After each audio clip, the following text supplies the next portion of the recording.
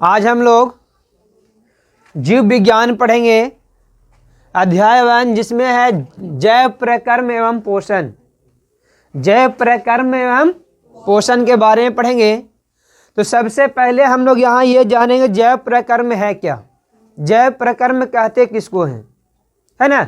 सबसे पहला पॉइंट क्या है कि जैव प्रकर्म क्या है, किसे हम कहते हैं जैव प्रकर्म।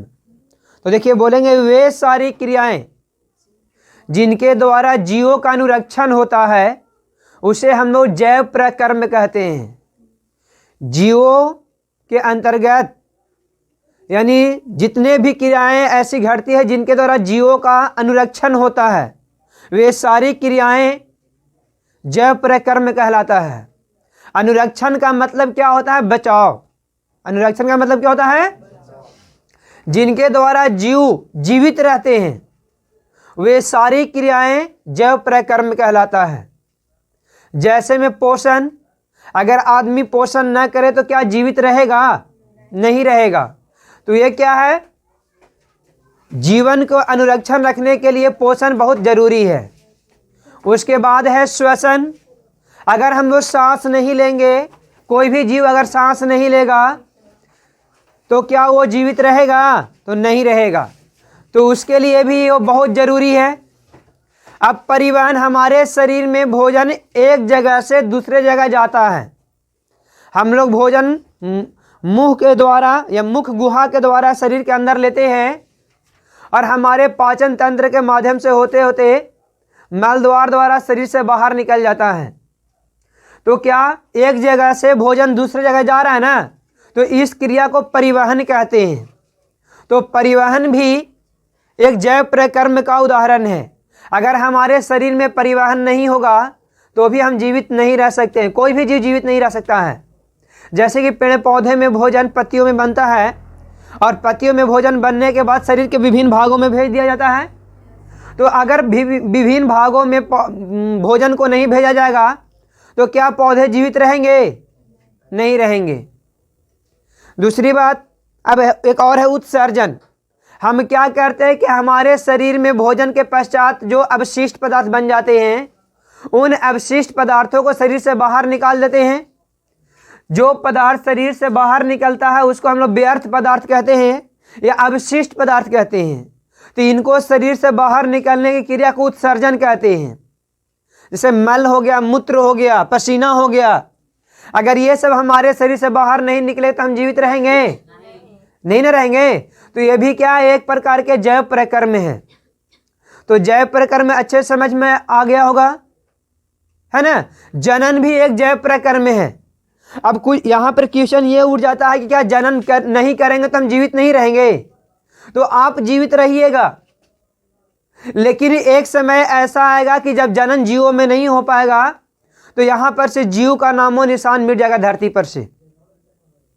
जनन हम लोग पढ़ेंगे, बायोलॉजी में ही पढ़ना है जनन, जिसके द्वारा हम अपने माता पिता से जन्म लेकर के हम आए हुए हैं, है ना। तो जनन भी बहुत जरूरी है। अगर जनन नहीं हुआ होता, अगर माता पिता जनन नहीं किए होते तो क्या हम लोग यहाँ रहते? नहीं ना रहते। तो इसलिए जनन भी क्या है? जैव प्रकर्म है। लेकिन ये जरूरी नहीं कि जनन अगर नहीं होगा तो वो आदमी मर जाएगा। अभी नहीं मरेगा, एक समय तो मर जाएगा, लेकिन आपका वंश तो समाप्त हो न जाएगा। तो जनन भी क्या होता है? जैव प्रकर्म के अंतर्गत आता है। तो जैव प्रकर्म समझ में आ गया। जीवों के प्रकर्म अच्छे समझ में आ गए। वे सारी क्रियाएं जिनके द्वारा जीवों का अनुरक्षण होता है वे क्या कहलाते हैं? जैव प्रकर्म कहलाता है। तो जैव प्रकर्म जैसे में कोई पूछ जाता, पोषण, श्वसन, ये हो गया, परिवहन हो गया, उत्सर्जन हो गया, जनन हो गया, ये सब क्या है? जैव प्रकर्म है। क्या है? इनके द्वारा ही जीव जीवित रह पाते हैं। अब दूसरा हम लोग जानेंगे यहाँ पोषण। जैव प्रकर्म के बाद क्या जानेंगे हम लोग? पोषण। पोषण है क्या? पोषण किसे कहते हैं? तो वह प्रक्रिया जिसके द्वारा जीव बाहरी पोषक तत्वों को ग्रहण कर उसका अपने भोजन के रूप में इस्तेमाल करते हैं, तो उसे हम लोग पोषण कहते हैं। ध्यान से सुनिएगा, वह प्रक्रिया या वह प्रकर्म जिसके द्वारा जीव बाहरी पोषक तत्वों को प्राप्ति कर, मन बाहर से पोषक तत्वों को प्राप्त करता है और प्राप्त करके अपने भोजन के रूप में ग्रहण करता है, तो उसे हम लोग क्या कहते हैं? पोषण कहते हैं। क्या कहते हैं? समझ में आ गया ना? बाहरी पोषक तत्वों को प्राप्त कर अपने भोजन के रूप में ग्रहण करना ही क्या कहलाता है? पोषण कहलाता है। क्लियर है? जैसे में हम लोग क्या करते हैं, चावल, मक्का, गेहूं से आटा पिसवा लेते हैं, तो ये सब क्या करते हैं? बाहरी वातावरण से प्राप्त करते हैं हम, कि अपने पेट में ही उपजाते हैं, खेत से प्राप्त करते हैं ना। तो बाहरी वातावरण से प्राप्त करके उसको हम लोग इस्तेमाल करते हैं पोषक तत्वों के रूप में, और उसको हम लोग खाते हैं, अपने भोजन के रूप में इस्तेमाल करते हैं ना। तो भोजन के रूप में जो इस्तेमाल कर रहे हैं वही क्या कहलाएगा? पोषण कहलाएगा। क्या कहलाएगा? समझ में आ गया? पोषण जीवों में क्यों अनिवार्य है? क्वेश्चन हो जाता है, VVI क्वेश्चन ये है, जीवों में पोषण क्यों अनिवार्य है? जीवों के लिए पोषण क्यों अनिवार्य है? अब आप लोग से कोई पूछेगा आप खाना क्यों खाते हैं? पोषण करना डेट मीन्स खाना खाना, यही ना। तो हम खाना क्यों खाते हैं? तो कोई क्या देगा? पेट भरने के लिए खाते हैं, है ना। तो देखिए हमारे शरीर में कोशिका जो होता है, हम जब जन्म लेते हैं तो हमारा कोशिका जो यानी हमारा शरीर बहुत छोटा होता है, और जैसे जैसे दिन पर दिन आगे जाते रहते हैं तो हमारा आयु भी बढ़ते रहता है और लंबाई में वृद्धि होता रहता है। तो लंबाई में वृद्धि के लिए कोशिका विखंडन होता है, कोशिका टूटता फूटता है ना। तो उन्हीं कोशिकाओं को विकास करने के लिए और जीवित रखने के लिए और मरम्मत करने के लिए हमारे शरीर के लिए पोषण अनिवार्य है। पोषण क्या है? अनिवार्य है। मुख्य रूप से हम कह सकते हैं कि हमारे शरीर में जितने भी कार्य विधि होता है, सभी कार्य विधि को करने के लिए कोशिका उत्तरदायित्व है। और कोशिका किसी भी काम को कब कर पाएगा? जब उसके शरीर में ऊर्जा मिलेगा तब। कोशिका को ऊर्जा मिलेगा तभी ना वो काम कर पाएगा, और कोशिका को ऊर्जा नहीं मिलेगा तो काम करेगा? कोशिका को ऊर्जा मिलता है किसके द्वारा? तो भोजन के द्वारा, और भोजन करना क्या कहलाता है? पोषण कहलाता है। तो समझ में आ गया ना कि पोषण क्यों अनिवार्य है। हमारे शरीर में कोशिकाओं को पूर्ण विकास एवं मरम्मत करने के लिए ऊर्जा की आवश्यकता होती है, जो कि भोजन से प्राप्त होता है, यानी पोषण से प्राप्त होता है। इसलिए सभी जीवों में पोषण अनिवार्य होता है। पोषण क्या होता है? अनिवार्य होता है।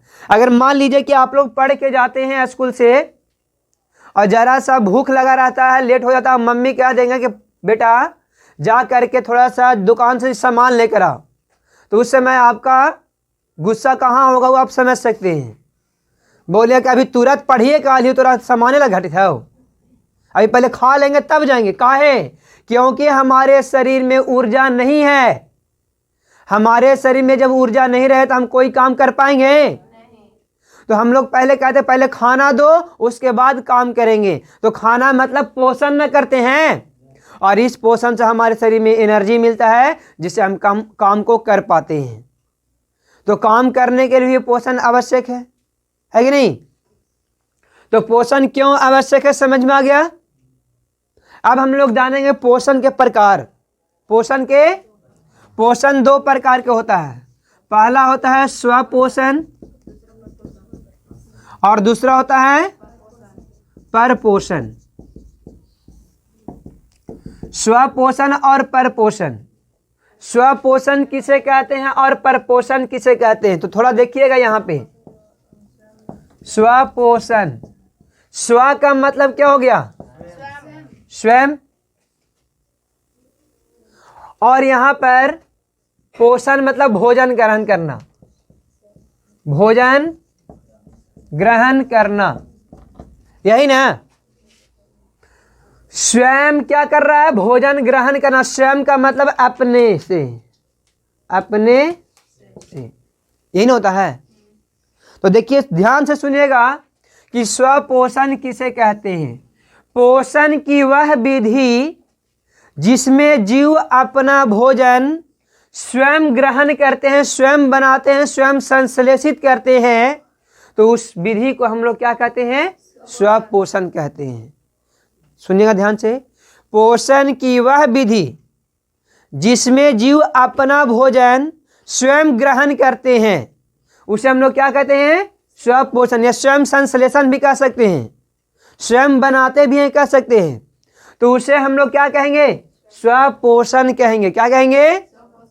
और यह स्वपोषण करने वाले जीव को स्वपोषी कहते हैं। स्वपोषी कहते हैं। जिन जीवों में स्वपोषण की क्रिया होती है, जिन जीवों में स्वपोषण की क्रिया होती है, उन जीवों को हम स्वपोषी कहेंगे। क्या कहेंगे? अब कोई क्वेश्चन पूछ देगा कि स्वपोषी किसे कहते हैं, तो वैसे जीव जो अपना भोजन स्वयं बनाते हैं या स्वयं ग्रहण करते हैं उसे हम लोग स्वपोषी कहते हैं। ये दोनों में डिफरेंस है। ये एक प्रकार के प्रकर्म है और ये एक प्रकार के जीव है, दोनों में अंतर है। स्वपोषण इसमें होने वाली प्रकर्म है। आया समझ में ना? स्वपोषण जो है स्वपोषी जीवों में होने वाली एक प्रकार के प्रकर्म है। जैसे हरे पेड़ पौधे को क्या कहेंगे? स्वपोषी कहते हैं ना। क्यों कहते हैं? क्योंकि वह अपना भोजन स्वयं बनाता है।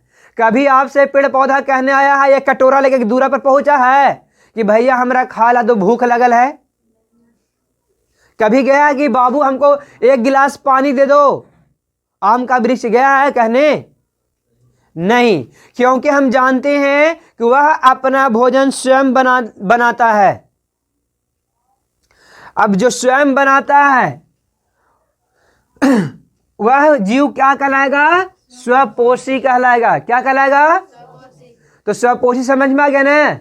जिस जीव में स्वपोषण की क्रिया होती है उसे स्वपोषी कहेंगे। या ऐसे भी बोल सकते हैं कि वैसा जीव जो अपना भोजन स्वयं बनाता है उसे स्वपोषी कहा जाता है। जैसे में हरे पेड़ पौधे, जितने भी हरे पेड़ पौधे होते हैं सभी के सभी हरे पेड़ पौधे अपना भोजन स्वयं बनाने की क्षमता रखते हैं, इसीलिए हरे पेड़ पौधों के स्वपोषी कहा जाता है। क्लियर है? क्वेश्चन पूछा जाता है कि हरे पेड़ पौधे के स्वपोषी क्यों कहते हैं? जो हरे पेड़ पौधे के स्वपोषी क्यों कहते हैं तो उसका जवाब देगा क्योंकि हरे पेड़ पौधे अपना भोजन स्वयं ग्रहण कर लेते हैं, इसलिए उसे स्वपोषी कहा जाता है। क्या कहा जाता है? समझ में आ गया ना? क्लियर है? अब दूसरा देखेंगे हम लोग परपोषण। क्या देखेंगे? परपोषण।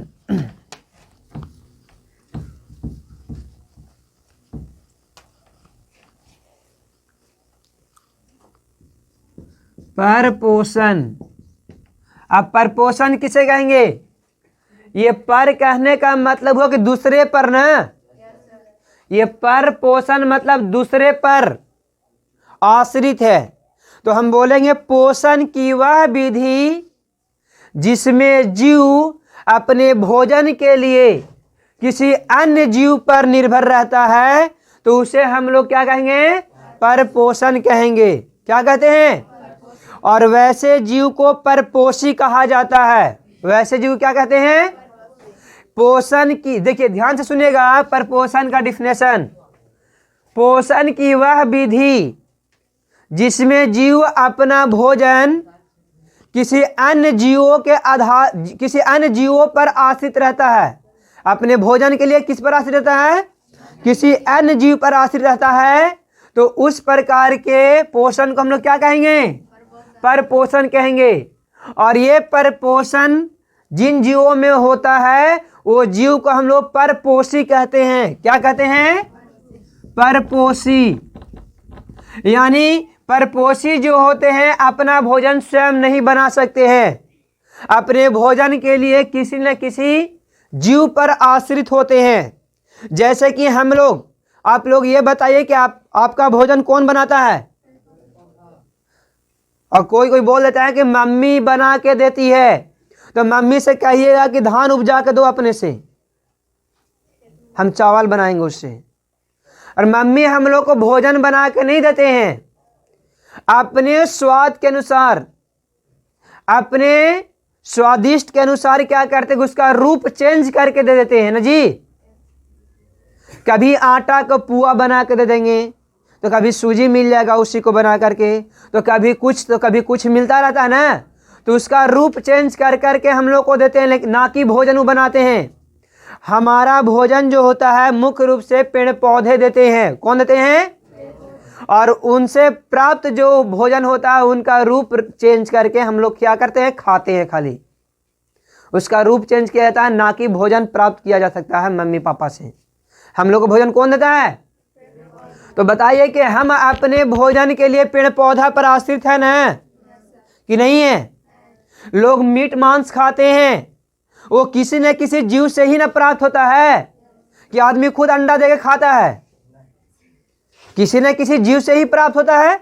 मुर्गी अंडा देती है तब हम लोग खाते हैं। मांस खाना होता है तो किसी न किसी जीव को मार कर खाते हैं ना। तो हम अपने पोषण के लिए पूरी तरह से किसी न किसी दूसरे जीव पर डिपेंड है। अगर दूसरा जीव भोजन देगा तो हम भोजन करेंगे, और भोजन नहीं देगा तो? अगर अपना भोजन स्वयं हम बनाए होते तो हमारे देश में भिखारियों की संख्या नहीं बढ़ी होती। बहुत सारे भिखारी हैं ना हमारे देश में। तो कारण क्या है? क्योंकि वह अपना भोजन स्वयं नहीं बना सकते हैं, और ना उनके पास खेत है कि वो अपना भोजन को उगा सकते हैं। तो क्या करते हैं? दर दर भटकते हैं बेचारे और मांग करके खाते हैं। तो वो भी मांगते हैं, यानी किसी न किसी दूसरे से मांगते हैं ना अपने भोजन के लिए। उसी तरह हम भी हैं, हम भी भिखारी हैं। हम भी अपने भोजन के लिए पेड़ पौधे पर आश्रित हैं। अगर पेड़ पौधा भोजन नहीं देगा तो हम लोग क्या करेंगे? छटपटा के मर जाएंगे, है कि नहीं? एक दूसरे को मार के खाने लगेगा लोग, ऐसा होगा ना। तो इसीलिए हम कह सकते हैं कि हम अपने भोजन के लिए किसी दूसरे जीव पर आश्रित होते हैं। इसलिए हम लोग क्या है? स्वपोषी की परपोषी? हम लोग परपोषी है। क्या है?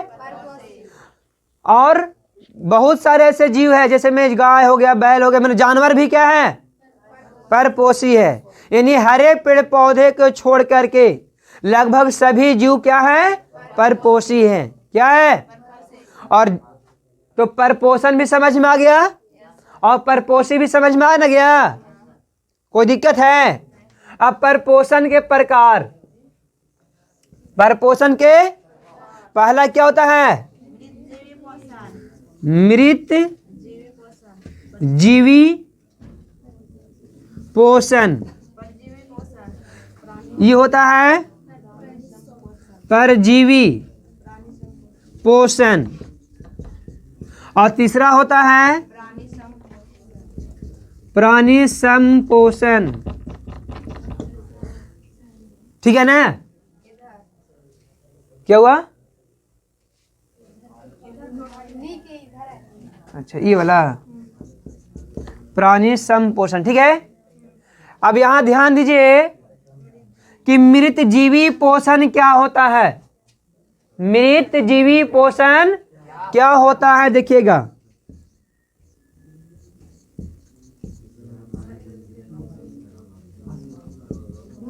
मृत जीवी पोषण, सुनिए ध्यान से। मृत मतलब क्या हुआ?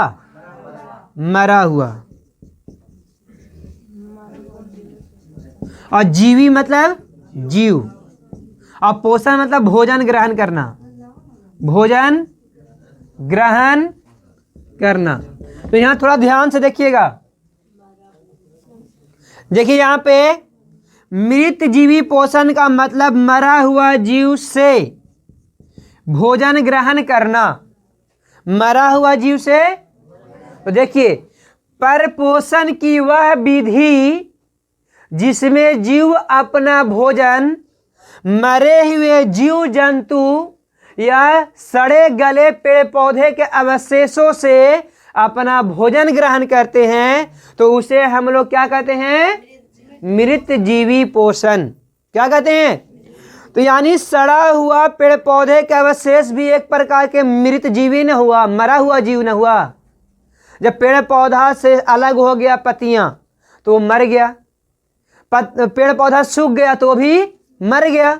तो उसे प्राप्त करने वाले जो जीव होते हैं, भोजन जो करते हैं, उसमें जो प्रकर्म होता है उस परपोषण के प्रकार में वो होता है मृत जीवी पोषण। क्या होता है?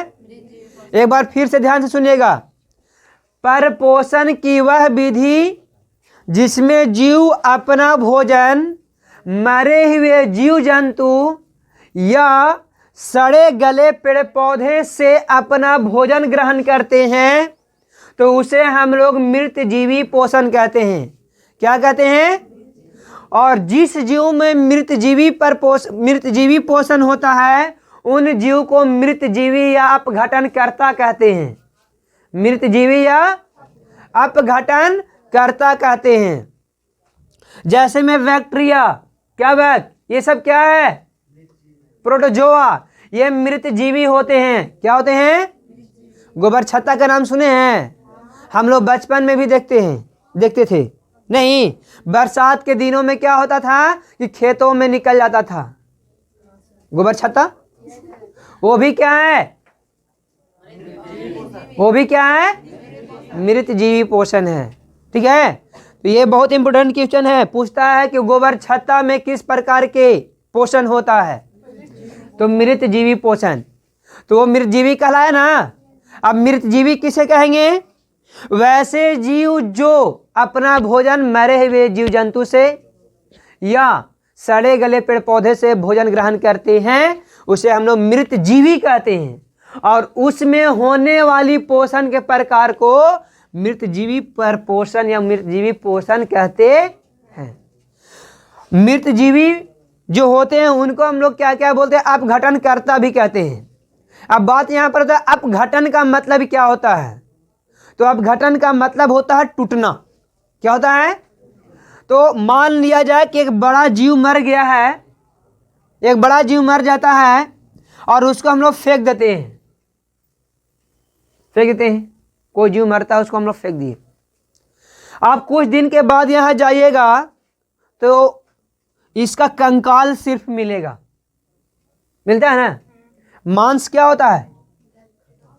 गल के गिर जाता है? नहीं, छोटे छोटे जो जीव होते हैं उसको क्या कर लेते हैं? खा जाते हैं, अपना भोजन बना लेते हैं।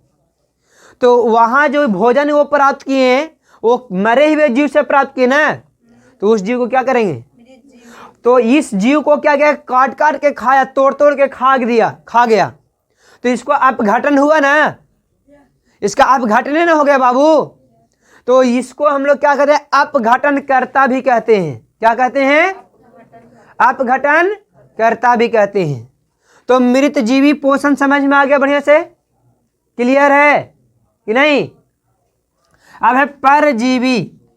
पर का मतलब हम दूसरे के अथी में बोले थे, दूसरे जीव पर। और तो हम लोग परपोषण के प्रकार भी पढ़ रहे हैं। तो परजीवी पोषण क्या होता है? परजीवी पोषण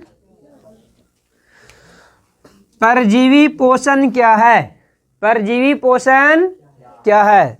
तो हम लोग बताएंगे, परपोषण की वह विधि जिसमें जीव अपना भोजन किसी दूसरे जीव के संपर्क में रहकर अस्थायी या अस्थायी रूप से ग्रहण करता है, तो उसे हम लोग परजीवी पोषण कहते हैं। यानी दूसरे जीव के संपर्क में रहता है और अपना भोजन ग्रहण करता है, अस्थायी रूप से या अस्थायी रूप से रह करके अपना भोजन ग्रहण करता है, तो उसे क्या कहेंगे? परजीवी पोषण कहते हैं। क्या कहते हैं? जैसे में उदाहरण कुछ बता सकते हैं आप लोग? हाँ बताइए, एक आध उदाहरण परजीवी पोषण का। मलेरिया, मच्छर हुए। हाँ मलेरिया है। और बहुत सारे ऐसे जीव है। अमरबेल है। अमरबेल वाला थोड़ा इंपॉर्टेंट क्वेश्चन होता है, ये ऑब्जेक्टिव में पूछ देता है कि निम्नलिखित में कौन परजीवी है? उसमें बैक्टीरिया रहेगा, कवक रहेगा, शैवाल रहेगा और एगो रहेगा अमरबेल। तो कवक भी, कुछ कवक भी होते हैं, कुछ कवक भी परजीवी होते हैं जी, है ना? और एंट अमीबा क्या है? परजीवी है ना? तो ये सब क्या कहलाते हैं? परजीवी। क्यों? क्योंकि ये अपना भोजन किसी न किसी दूसरे जीव के संपर्क में रह के अस्थायी या अस्थायी रूप से रहता है और अपना भोजन ग्रहण कर लेता है तो उसे क्या कहेंगे? जैसे में मच्छर हमारे पास में हमेशा रहते हैं लेकिन अपना भोजन ग्रहण करते हैं ना, तो कुछ ऐसे भी जीव होंगे जो ये दोनों में शामिल हो जाएंगे, ये दोनों में शामिल हो जाएंगे। तो परजीवी समझ में आ गया ना। अब परजीवी किसे कहेंगे? वैसा जीव जो अपना भोजन किसी अन्य जीव से अस्थायी या अस्थायी रूप से अपना भोजन ग्रहण करता तो उसे क्या कहेंगे? परजीवी कहते हैं। और उसमें होने वाले पोषण को क्या कहेंगे? परजीवी पोषण। क्या कहेंगे? अब यहां पर प्राणी संपोषण है। अगला क्या है? प्राणी संपोषण। ये देखने में ही पता चल जा रहा है क्या है। परपोषण की वह विधि जिसमें जीव अपना भोजन दूसरे प्राणी से यानी दूसरे जीव से तरल या ठोस के रूप में ग्रहण करता है। तरल या ठोस के रूप में अपना भोजन ग्रहण करता है तो उसे क्या कहते हैं? प्राणी संपोषण कहते हैं। जैसे में हमारे शरीर में बहुत सा के शरीर में क्या होगा? जू होगा। कपार के कपार में नहीं रहता है, सर में जू होगा, ढील जिसको बोलते हैं हम लोग। बता सकते हैं कि वो अपना भोजन कहाँ से ग्रहण करता है? जो हम भोजन ग्रहण करते हैं उसी से ना अपना भोजन वो ग्रहण करता है कि नहीं? अच्छा, जोंक, चमोकन, ये सब क्या करते हैं? दूसरे जीव के संपर्क में रहते हैं और उनके भोजन से अपना भोजन खून के माध्यम से अपना भोजन ग्रहण कर लेते हैं। करते हैं ना? हाँ बोलिए। मक्खी आपके जीव में से, आपके शरीर में अंदर से भोजन ग्रहण करता है? हम मच्छर है, मच्छर खून पीता है ना जी, तो अपना भोजन ग्रहण करता है कि नहीं करता है? तो वो क्या कहलाएगा? प्राणी संपोषण कहलाएगा। क्या कहलाएगा? अच्छा, प्राणी संपोषण में एक और आता है खरपतवार का नाम सुने होंगे आप लोग। खरपतवार देखिए, आप लोग देखे होंगे खरपतवार, सब लोग देखे हुए, भले सुने नहीं सुने हैं लेकिन देखे सब हैं। अब बता दे, हम धान जब लगता है तो आपके मम्मी पापा कुछ दिन के बाद जाते हैं घास निकावे, जाते हैं, वही खरपतवार है। देख लिए खरपतवार को? अच्छा, बथुआ देखे है ना, वो भी खरपतवार है। देखिए क्या होता है कि वो घास जो स्वतः, खरपतवार स्वतः उग जाते हैं और वो जब उग जाते हैं तो क्या करते हैं कि जो धान में खरपतवार जब उग जाता है जी, तो धान का जो भोजन होता है वो खरपतवार ग्रहण करने लगते हैं। तो धान पूरी तरह से विकास नहीं हो पाता, इसीलिए उसको निकाल कर फेंक दिया जाता है। जाओ आरी पर फेंकाल रहो, ऐसे ही है कि नहीं? तो खरपतवार समझ में आ गया ना? तो खरपतवार भी क्या है? प्राणी संपोषण है। दूसरे जीव के संपर्क में रहेगा और वो अपना भोजन, उसके वाला भोजन अपने से कर लेता है ग्रहण, तो उसे क्या कहेंगे हम लोग? प्राणी सम। यानी हमारे ब्लड में भी बहुत सारे जीव है ना जी, तो अपना भोजन कहाँ से ग्रहण कर रहे हैं? हमरे वाला ना भोजन ग्रहण कर रहा है, तो वो भी क्या कहलाएगा? प्राणी सम पोषण कहलाएगा। तो ये सब क्लियर हो गया। मृत जीवी, मरे हुए जीव से अपना भोजन ग्रहण करना, परजीवी दूसरे जीव के संपर्क में रहकर स्थायी या अस्थायी रूप से भोजन ग्रहण करना, और प्राणी संपोषण दूसरे जीव के संपर्क में रह के तरल या ठोस के रूप में भोजन ग्रहण करना, क्या कहलाएगा? तो इस प्रकार से हमारा परपोषण के प्रकार में भी क्लियर कर लिए। परपोषण मुख्य रूप से 3 प्रकार के होते हैं ना। क्लियर हो गया? अब यहाँ हम लोग अगला पॉइंट को पढ़ेंगे, पौधों में पोषण। पौधे अपना भोजन कैसे ग्रहण करते हैं इसके बारे में हम लोग जानेंगे। तो हम लोग यहाँ जानते हैं कि जितने भी हरे पेड़ पौधे होते हैं सब क्या कहलाते हैं? स्वपोषी कहलाते हैं। क्या कहते हैं? हरे पेड़ पौधे को क्या कहते हैं? स्वपोषी कहते हैं। और इसमें होने वाली पोषण को क्या कहेंगे? स्वपोषण कहेंगे। क्या कहेंगे? हरे पेड़ पौधे है जी, हरे पेड़ पौधों को क्या कहेंगे? स्वपोषी। और हरे पेड़ पौधे में होने वाली पोषण को क्या कहेंगे? स्वपोषण कहेंगे। क्या कहेंगे? तो ये अपना भोजन जो ग्रहण करते हैं हरे पेड़ पौधे, ये अपना भोजन प्रकाश संश्लेषण के द्वारा करते हैं। किसके द्वारा करते हैं? प्रकाश संश्लेषण के द्वारा। प्रकाश संश्लेषण देख लीजिए थोड़ा सा।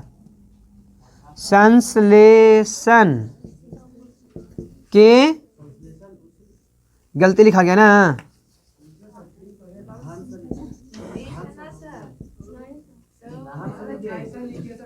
ये ना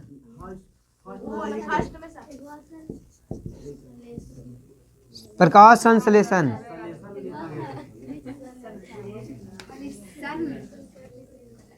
क्या है थोड़ा देख लेते हैं ना। प्रकाश ये ठीक तो लिखा था जी, बेहुदा कहीं का।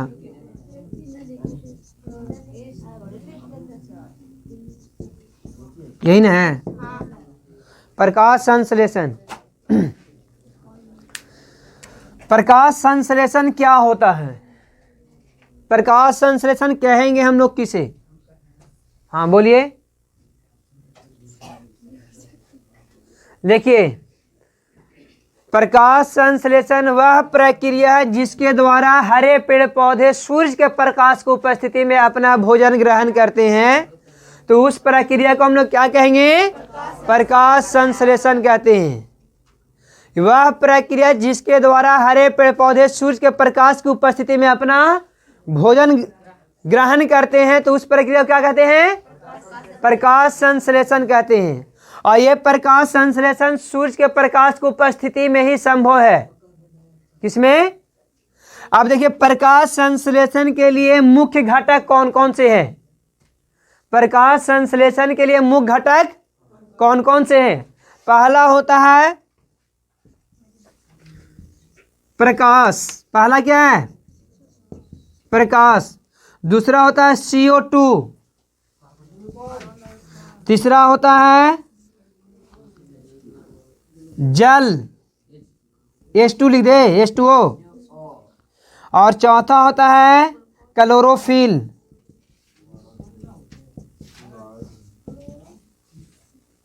हाँ, कौन तो बोल रहा है? ग्लूकोज।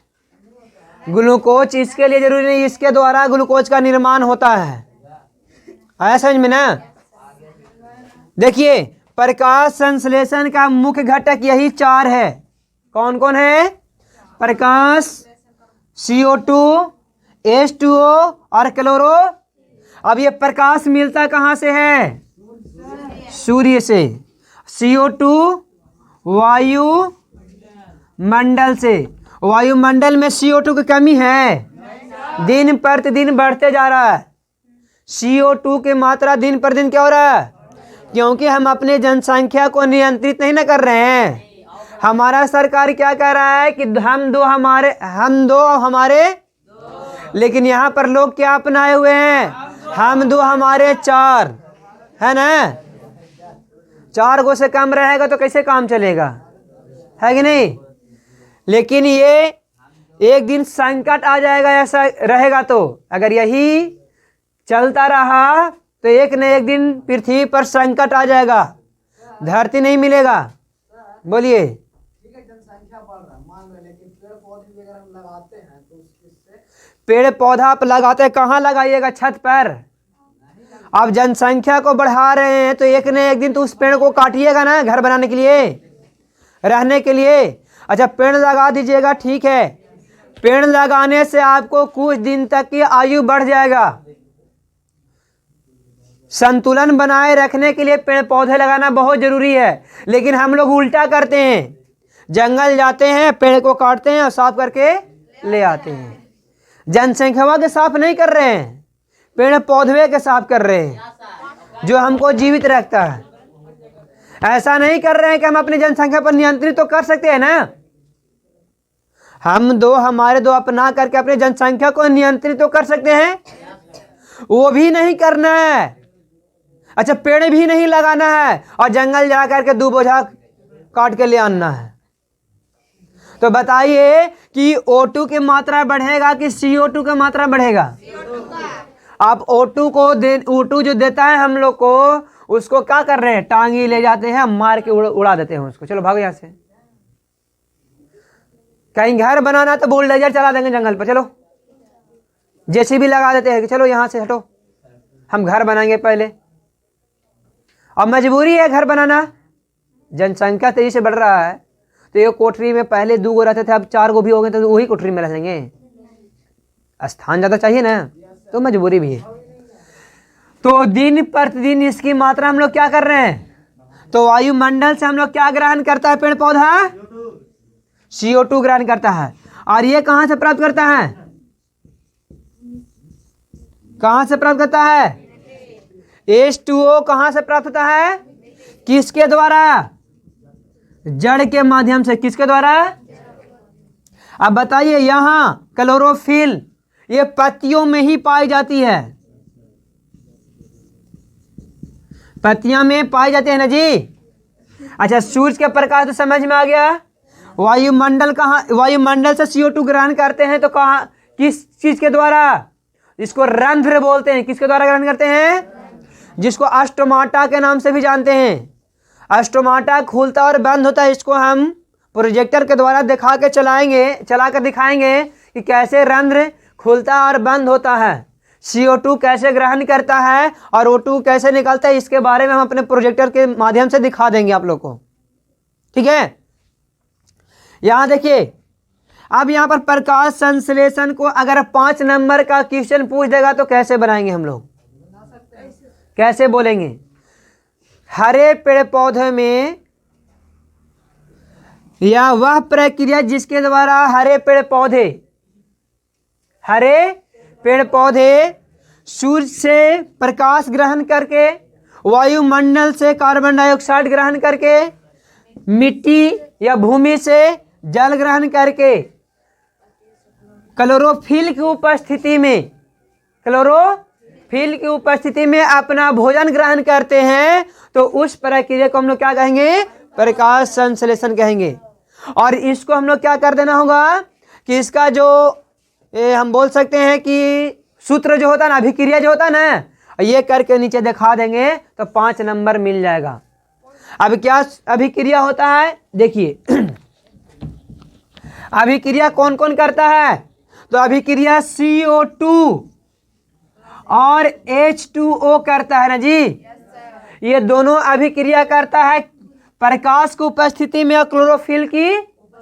ऊपर में हम प्रकाश लिख दे रहे हैं और नीचे में क्या करते हैं, क्लोरोफिल, यानी सूर्य के प्रकाश भी रहना चाहिए और क्लोरोफिल भी होना चाहिए ना। तो इन दोनों को उपस्थिति में जब ये दोनों आपस में रिएक्शन करते हैं तो ग्लूकोज का निर्माण करते हैं। क्या चीज का निर्माण करते हैं, और प्लस में O2 गैस निकालते हैं। क्या करते हैं, यही ना बनता है जी, H2, अच्छा हाँ ठीक है, और O2 भी, ठीक है ठीक है। तो यहां देखिए क्या हो रहा है, CO2 और H2O आपस में अभिक्रिया करते हैं, किसकी उपस्थिति में, तो प्रकाश और क्लोरोफिल की उपस्थिति में। और ये अभिक्रिया करके ग्लूकोज और जल तथा O2 बाहर छोड़ते हैं। O2 क्या कहते हैं, O2 हम लोग के लिए मिलता है ना जी, हम ही लोग के लिए छोड़ता है, ये वातावरण में छोड़ता है। तो यहाँ पर क्या चीज का निर्माण हुआ, भोजन का निर्माण हो ना गया, ग्लूकोज का निर्माण हुआ ना। और यही ग्लूकोज कहाँ बनता है, तो पत्तियां में बनता है। कहाँ बनता है, पत्तियां नहीं लिख रहा, पत्तियां बोल रहे हैं ना।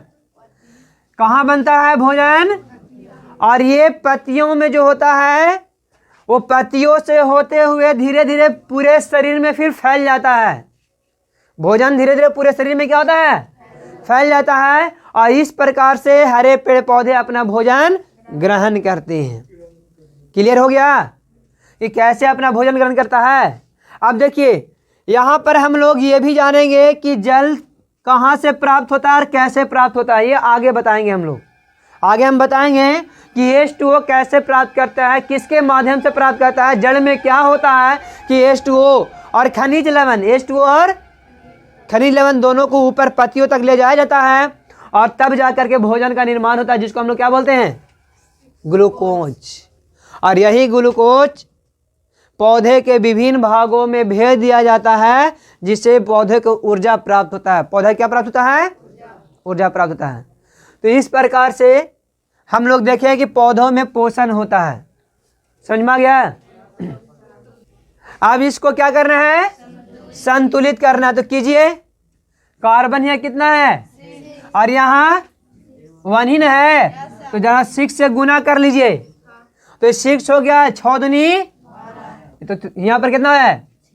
6 है, और यहाँ पर 1 है ना जी। तो अगर और यहाँ पर हम लोग कितना से गुना करा दें, इसको अगर 12 से गुना करा देते हैं और यहाँ 6 से गुना करा देते हैं, तब देखिए 6 दूनी और 12 24 हो गया, और 12 दूनी और वो कितना? 12, यहाँ 6, यहाँ 6, 6 6, और वो 2 कहाँ गया?